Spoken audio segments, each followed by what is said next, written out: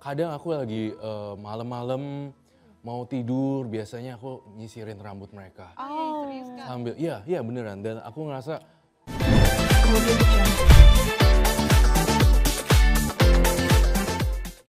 masuk ke segmen kisah nyata, di mana segmen kisah nyata ini kita akan mengorek-ngorek cerita mistik dari Pernah bintang terjadi. tamu yang hadir di sini. Mungkin pernah merasakan atau punya pengalaman yang Dari kecil. horor, yang paling serem yang gak bisa dilupakan sampai detik ini. Silakan Del. Kalau aku dulu kan kecil tinggal di rumah nenek kan di Banten kan, di Serang. Masih agak serem gitu kan. Jadi aku dulu kalau kecil tuh maghrib ke rumah tante aku, adiknya mama di Kopassus kan. Jadi kalau mau ke Kopassus itu aku harus lewatin sawah-sawah karena kalau di Serang itu masih banyak sawah kan. Aku bertiga sama temen aku sendiri naik sepeda.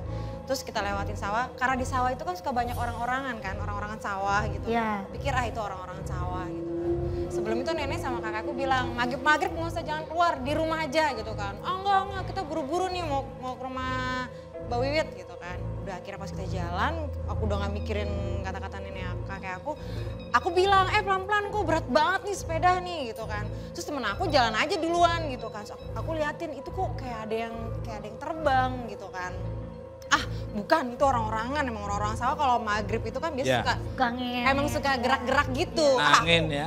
Udah gitu kan, udah baca-baca bismillah tuh sepeda aku makin lama makin Berat. makin deket itu orang-orangan sawah, makin berat gitu loh. Iya terus temen aku udah yang, aku sampai merinding. Temen aku udah langsung, Iya. Kan aku perlu dites dulu bener apa enggak. temen aku langsung duluan gitu. Nah pas aku udah ngeliat itu beneran orang-orangan itu tuh langsung tiba-tiba langsung kayak terbang gitu loh. Tapi aku sih udah gak mau ngeliat karena aku udah tahu dari jauh, aku udah lama-lama tuh dia lama-lama goyang. Pas udah makin deket, wah aku langsung udah gak bisa, gimana sih kalau orang namanya orang Udah panik ya, kan, Del? udah gak tahu, udah kaki kena pedal, udah Zaman. segala macem lah. Akhirnya teman aku udah jatuh berdua ya kan, kita langsung pas udah nyampe pos gitu kita minta tolong kan sama propos kan. Tolong ya, proposnya juga ngetawain kita ya kan, ini anak gila kali ini. Itu padahal nyata ya. Padahal aku Nyata. beneran gitu, tapi aku pikir kan, oh ya emang maghrib anak kecil kan nggak boleh gitu kan. Bener. Aku tetep aja gitu, tapi emang bener Itu yang paling gak bisa dilupain ya. sih seumur hidup aku nggak akan bisa lupain. Kalau dari Nenia? kakak ipar saya, Aku ada cerita, kejadian ini baru-baru banget terjadi. Jadi gini, waktu kejadian di rumah sakit. Jadi kejadian di rumah sakit saat almarhumah masih dirawat, aku tuh suka dongeng ke Kak Jupe. Jadi aku suka bilang sama dia, mau diceritain dongeng apa? Dia bilang, ya udah Nyi Roro Kidul. Siangnya aku bacain nih cerita tentang kisah Nyi Roro Kidul. Nah habis siangnya aku ceritain itu, udah tuh ya. Malamnya aku mulai tidur nih, udah jam 12 tuh udah ngantuk. Itu di rumah sakit Di tuh ya, rumah Teh? sakit, aku tidur rumah sakit. Nah Kak Jupe juga udah tidur tuh, dia udah tidur. Terus jam 1 dia ngomong gini, Nia tidur kenapa sih tidur? Soalnya kalau di rumah sakit kan dia ada hordengnya kan, Iya. ada hordeng gitu kan. Iya. Tapi kebuka yang depan dikit, Wow. yang Oh, depan iya. itu kebuka kan. Iya. Padahal aku tidur kan di sampingnya di Samping, sofa. iya, sofa. Dia bilang, Nia tidur, udah malam katanya mau tidur, lu gimana sih pagi-pagi kan nanti dokter datang, biasa kan gantian. Terus aku bilang, Nia, dia teriak begitu, Iya. aku yang bangun, aku bilang udah tidur, dia langsung, lu lagi tidur, dia langsung ngeliat itu ke hordeng, balik hordeng itu pas ada sofa yang mama biasa duduk. Iya, mama biasa duduk. Dia ngeliat katanya lagi tiduran ke hordeng itu, katanya dia ngeliat cewek rambut panjang lagi duduk begini ngeliatin Jipe sambil senyum.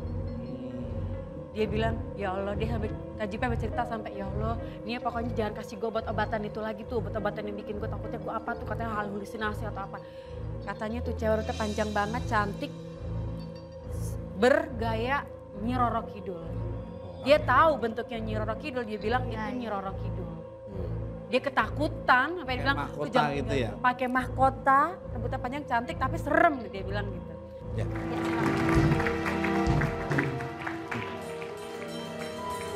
Suasana agak aura negatif, energi tekanan lebih kuat yuk, sepertinya yuk.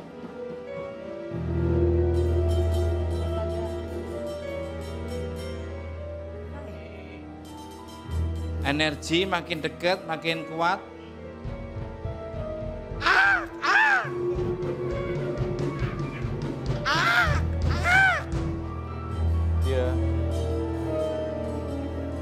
Ayu, Mas Tukul, Ya Roy, dia ingin ngajak berkenalan loh. ya Roy. Ayu, Ya Mas Roy. Tukul, Ya Roy. dia bilang seneng banget datang ke sini hari ini.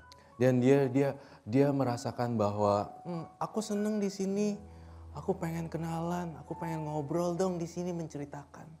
Rambutnya bagus. Pasti bukan duta shampoo lain. Jangan bercanda loh Yuk, jangan bercanda loh Yuk. Aku baik. Ini Takutnya nggak nanti sembarangan kelupaan boneka loh. loh Yuk. Kan. Lu tunggu aba-aba dari gua ya. Hah? Lu biasanya gue yang aba-abain lu. Jangan main aba-aba sendiri aja dong lu. Yuk, ini Ya. nggak sembarangan boneka loh Yuk. Iya, Boneka tahu. itu punya energi dan Mas Roy Energinya itu sangat bisa kuat sekali. kasih. Kalau orang yang tidak bisa mengendalikan itu boneka, mungkin kita akan kesurupan. Betul, betul. Ya Roy, Yes. ada boneka lain lagi nggak? Ada. Kamu tuh emang suka koleksi boneka gitu. Bener, iya. Aku suka koleksi boneka dari berbagai macam negara juga. Tapi yang paling penting tuh aku suka banget kalau yang berhantu. Mana temennya satunya? Nah, nanti kita invite temen-temennya ya. Ada Dewi dan ada satu lagi Lastri di sana. Ya, itu tuh, Dewi sama tuh, Lastri. tuh, dia udah melotot tuh. Tuh, dia melotot tuh. Megangnya aja tuh mesti pelan-pelan ya. Datang. karena- Megangnya harus pelan-pelan, megangnya harus hati-hati karena energinya sangat dahsyat sekali. Dia terusin dong, aku takut. Beliau adalah sosok yang putri. Terkadang beliau-beliau ini suka membisikkan sesuatu di kuping aku, Ayu dan Mas Tukul. Iya, akan ada terjadi ini, Uncle Roy. Boleh sih. Ya, Ya, udah, silakan. duduk Roy. Ya, Biar oke. ngobrolnya enak Roy. Betul, Mas, duduk. aku taruh sini. Duduk.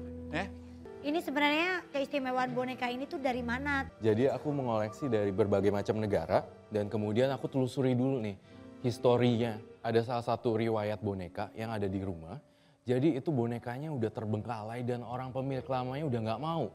Lalu mereka melelang karena kejadian banyak di rumahnya kecelakaan dan segala macam, mencelakai orang rumah Mas Tukul. Pasti. Dan kemudian dijual lalu saya beli. Seperti itu, banyak cerita di balik boneka. Tapi Mas Roy kan bisa mengendalikan, Betul. jadi kondisi di rumah nyaman-nyaman. Nyaman-nyaman aja. Gak semua orang Nggak bisa semua kayak orang. Roy kan, Ya. cuma orang-orang tertentu aja gitu Mas. Bagaimana cara Roy berinteraksi atau dialog sama boneka-boneka yang sangat Iya, punya energi kuat? gimana cara berinteraksinya? Kadang aku lagi malam-malam mau tidur, biasanya aku nyisirin rambut mereka. Serius Kak? Sambil, iya beneran. Dan aku ngerasa, hai gimana keadaan kamu hari ini? Kamu seneng gak? Gitu. Diajak komunikasi. Diajak gitu ya. komunikasi dan mereka memberikan seru-seru senang gitu. Dan ketika mereka berinteraksi lagi, lebih dalam lagi biasanya ada suara-suara juga kan. Jeder gitu ada. Sesuatu yang bunyi di kamar mandi, di dapur dan Ada segala bunyi-bunyian macam. aneh lah ya. Bunyi-bunyian aneh. Terutama di kamar sering bunyi terus ya kayaknya. Pintu, Tapi kadang boneka ini kan bisa berinteraksi gitu kan, komunikasi sama Roy. Iya. Mereka suka minta yang aneh-aneh gak sih? Minta yang aneh-aneh paling sejauh menyeramkan, ini. paling menyeramkan yang Roy kayaknya mau melaksanakan itu kayak takut. Iya, waktu itu pernah sebenarnya kejadian untuk sesuatu yang berhubungan dengan darah. Tetapi saya tidak ingin mengabulkan permintaan mereka-mereka ini. Karena ketika kita udah mempersembahkan sesuatu itu jatuhnya jadi hal yang melenceng di sini. Jadi saya menyediakan snack-snack gitu kan. Makanan-makanan ringan.